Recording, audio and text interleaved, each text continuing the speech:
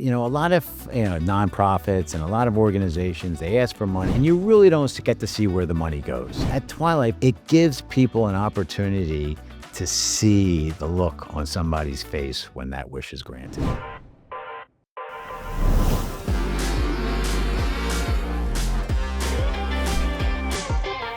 There's a nonprofit that you're involved with. Yes. And I'd really love to talk about that a little bit, because Sure. I think for folks, while it's connected and a little bit separate, right, from what you do every day through longevity, I do feel like it says a lot about your expertise and commitment to this space and the way that you sort of approach wealth management. So tell me a little bit about that organization and your connection to it.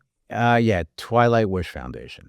And got involved about 5-6 years ago. And I'll go through, it's a grassroots type organization. I'll go through that. But when you work in the space that I work in, you're 95% of the day working with families that have, what do I mean by have? That have assets, that have money, that have the ability to do if they need. But there's a huge, tremendous part of the segment of our senior population that don't have that don't have the advantages that some other seniors and other, peers have. And I was looking for a way to help that's part of the segment of the population, of the demographic and seniors. And I came across Twilight Wish Foundation, which grants wishes to seniors. And we grant wishes to seniors, and you think of Make-A-Wish, Right. where Make-A-Wish is more granting wishes to children, but usually when they're terminal or they're at the end of life. We want to grant wishes to seniors when they can enjoy it, when they can see the benefit of it, where they can really grab on to what we're giving them and really enjoy it and give something back to them. This was an organization that started 23 years ago. The leader who started Twilight was Cass Forkin. And we're now have granted over 7,000 wishes, 7,200 wishes this year. We've now crossed over and granting wishes to our seniors. Wow. And I got involved, an interesting story. My daughter came to me at the end of a few years ago, came to me and said to me, Dad, I got all this change. I like to count it. I said, sure, let's count it. So we counted, it came out to $100 on the nose. And I said, what do you want to do with it? She goes, I want to give it to somebody. Well, at that time, I had just started working with Twilight. So we gave that $100 toward a wish, and we granted that wish to a woman that was a writer, and her typewriter had broken, and she couldn't find the parts for the typewriter. So she had stopped writing for 5 years, 6 years. We turned around and we granted her a wish of a laptop and a printer so that she could start writing again. Well, when you see the look on somebody's face when you give them what their passion is all about, it has a lot of meaning. So I've been involved with Twilight. I was on the board and just recently became vice chair of the organization. That's how much I believe in it. I love it. Well, congratulations on that. It's amazing. Give me some other examples of the wishes we're talking about here. Is it great. I'm glad based on need? Is it? Yeah. It's based on need. It's obviously income qualified. The person obviously is experienced. We do a lot of work with vets, so that but it's basic needs. It could be a hearing aid. It could be a lift chair. It could be an evening just out with a group of friends that they haven't seen each other in 20, 30 years, that we pay for a dinner or we pay for a lunch for all of them to get together. We've done events where for a vet, he was on the Battleship New Jersey, which is docked here in Philadelphia, and hadn't been on the ship since the day he left, and wasn't able to figure out how to get to town, how to get to the city, and how to get on the boat. We coordinated with everybody down at Penn's Landing, and he had a chance to have a tour of the ship again. Oh, that's beautiful. Something that basic. It doesn't necessarily always have to be a trip or something grandiose. Yeah. This is everyday basic wishes that we give and grants. But I think seniors. I'm sorry to interrupt, but I think the reverse side of that is it gives folks, hopefully that are listening and they're seeing this, the sort of insight as to what we take for granted, right? And what, a trip down to Penn's Landing, I mean, it's an Uber ride, right? Like it's, if you don't feel like driving and parking, but for somebody that maybe physically can't do some of the aspects of that trip financially, just doesn't know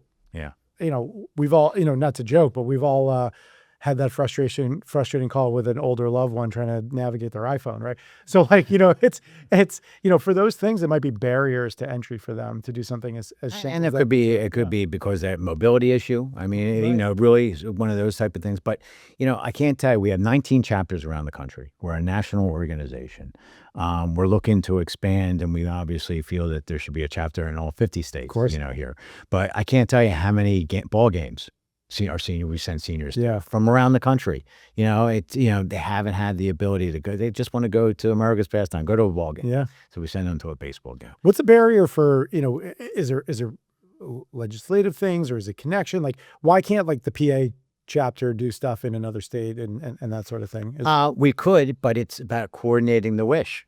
Right. What So you really gotta don't have realize inside. of what's happening to those moving parts and the different pieces are to put that together. If it's like, I'll give you a perfect example. If it's a lift chair, we got to coordinate with the front of the company that's providing the lift chair, and we got to make sure it's moved. We got to make sure there's somebody at the house that can help move the chair in, and we have family members. Yeah. You got to remember, we just don't want to be showing up at somebody's house, so we have to coordinate the family and make sure they're part of it. Usually, an individual that is filling out the application to grant the wish will participate in Okay. granting the And, wish. and help, Yeah. So, but on the app, on the website, there is an application and how to go through the It's process. amazing. But it's a very, look, it's something where our seniors need to be celebrated. And all seniors, it doesn't matter if you have or you don't have, and this is a way that we give back to our seniors, and they've given their life to us. We have a lot of educators, Yeah. people that have worked through the education system, and they deserve to be recognized. Can you talk about the wishes? You've mentioned this to me off camera before, the grassroots aspect of this. What do you mean by that in terms of the giving?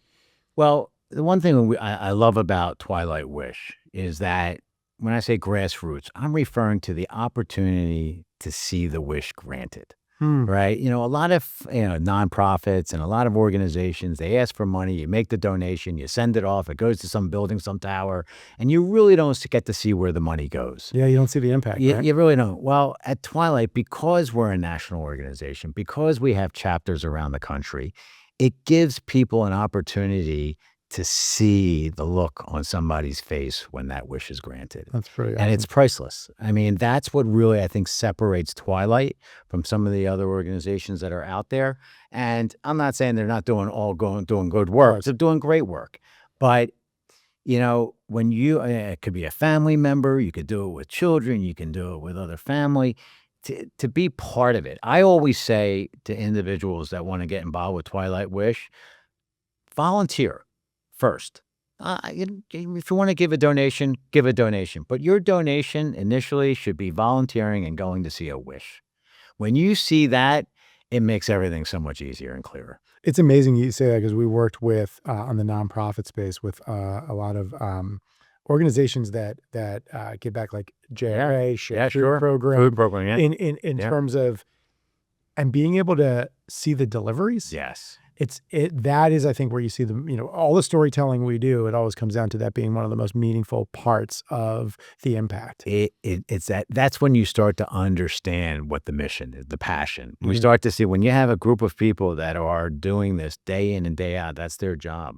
And they're volunteers, I might say. When I say their job as volunteers, they're not getting paid Right. for this. They're doing this because they have the passion of helping our seniors and making sure that somebody just gives a little bit back and they have a moment of joy recognized. I love it. It's a really beautiful thing. And for board members, people that are involved in the core organization, is it attracting a lot of folks like you that are coming from the wealth management space and are seeing this every day? Is it everyday people? Like, who's? No, I think there's a lot of people that work with seniors. We Yeah. have a lot, from home healthcare aides that see seniors that need some assistance, from, just individuals. There's so many, what you don't realize in the senior healthcare space, there are so many different pieces, touch points. It could be individuals who provide the care. It could be individuals who help give guidance on where should they move to, where should they go, and Yeah. when they leave their home.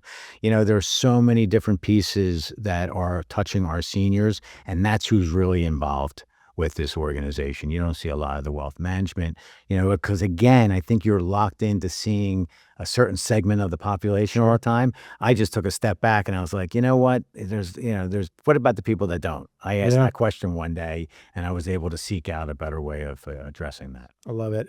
Jonathan, from one Jonathan to another, thanks for being on here on Beyond the Frame. Appreciate it, man. Appreciate it. Thank you.